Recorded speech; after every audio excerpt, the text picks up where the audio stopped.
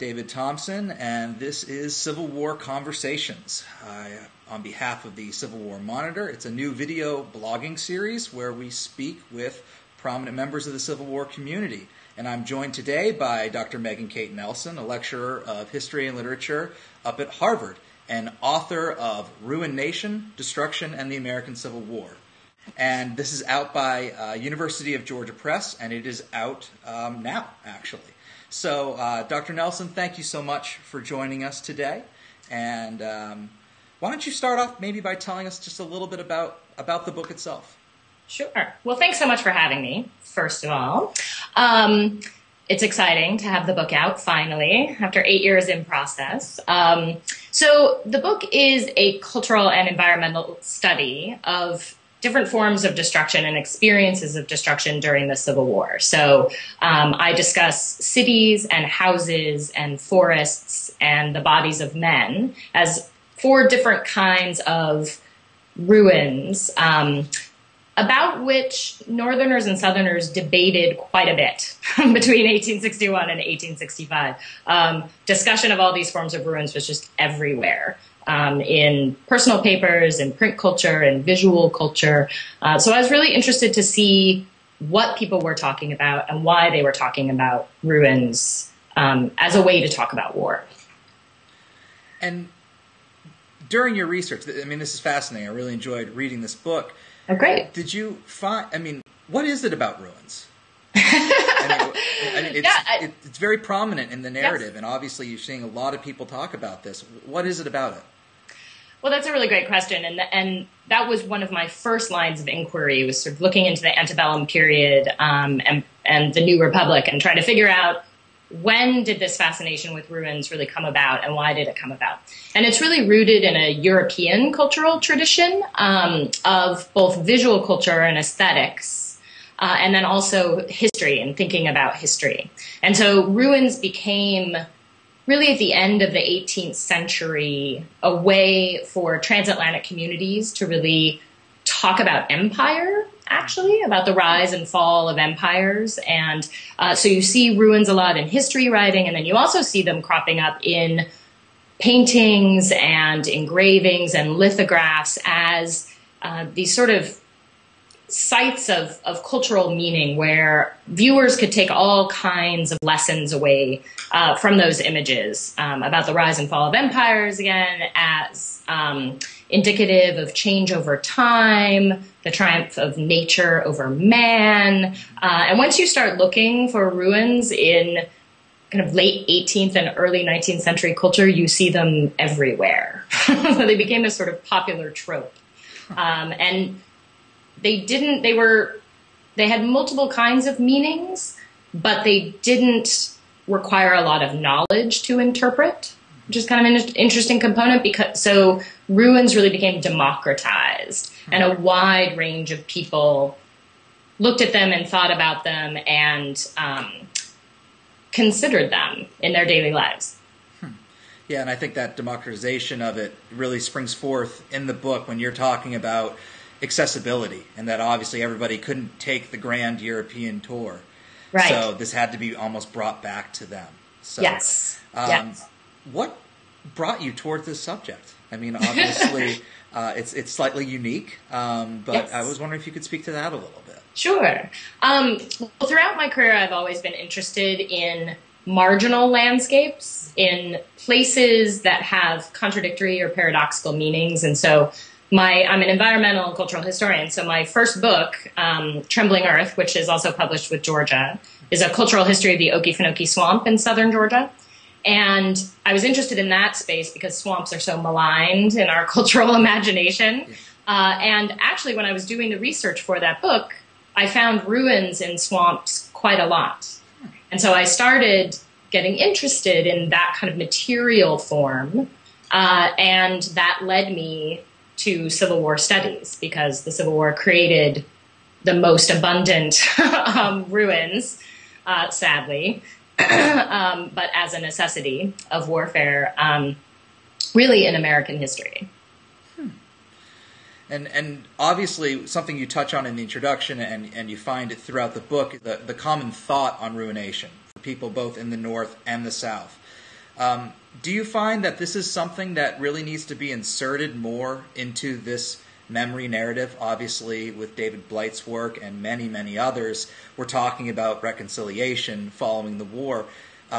Is this something that really needs to be inserted more into that conversation? Well, I definitely think so.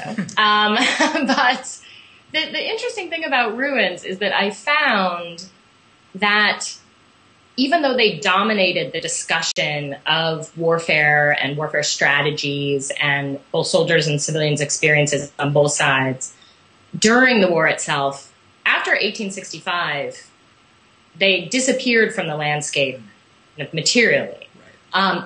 Where they remained was in the growing lost cause literature, especially the ruins of houses, which I discuss in chapter 2. So the ashes of our southern homes became this very common symbol. Lone chimneys became quite prominent illustrations in all kinds of stories and memoirs and books that supported the lost cause narrative of Confederate suffering, especially Confederate suffering on the home front and the suffering of women and children. And so what's interesting is there's this simultaneous erasure of ruins and erasure of that destruction and that cost of war, which you could, I think, fit into David Blight's argument about reconciliation, that Americans had to sort of erase the marks of war from the landscape in order to move forward. But they remained such a strong piece of lost cause literature that especially the ruins of houses became really divisive.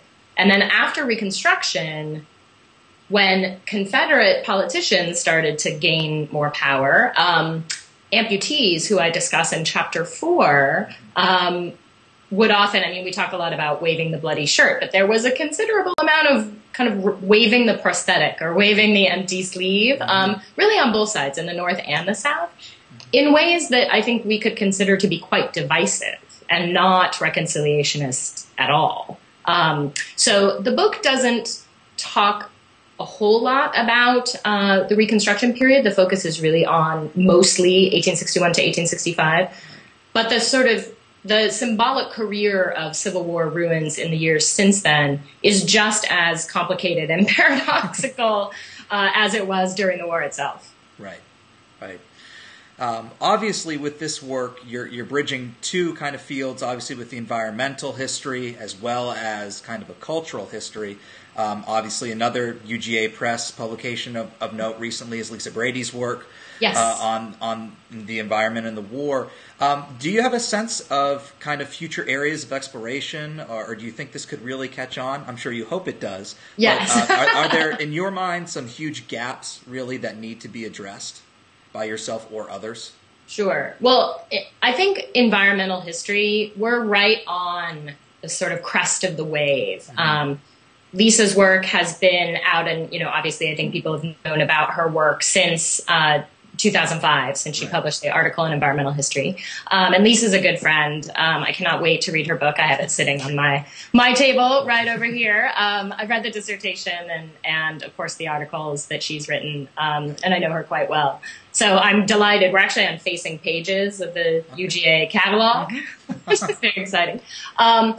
And what Lisa focuses on is the destruction of the natural environment and on agriculture, and the influence of that environment on warfare. And that is hugely important to environmental historians of the war. And so her work really influenced my studies in chapter 3, which is specifically about the destruction of forests.